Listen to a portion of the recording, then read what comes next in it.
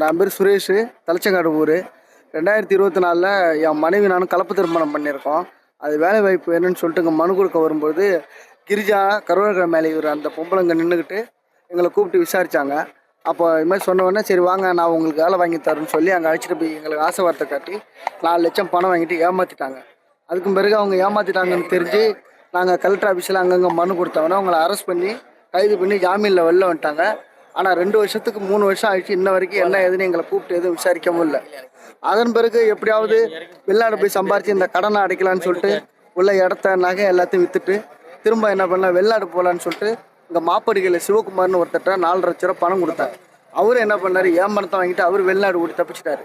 அதன் பிறகு இந்த விஷயம் தெரிஞ்சு 1 வருஷம் கழிச்சு இப்போ ஜனவரி மாதமே கம்ப்ளைண்ட் கொடுத்தா அங்கே ஸ்டேஷனில் என்ன பண்ணாங்க, அவன் வெளிநாடு ஓடிட்டான், அவனை எங்களால் பிடிக்க முடியாது, நீ கேஸை வாபஸ் வாங்கிட்டு போன்னு சொல்லி வச்சு எங்களை மிரட்டினாங்க. நான் அதனால் திரும்பி வந்துட்டேன்.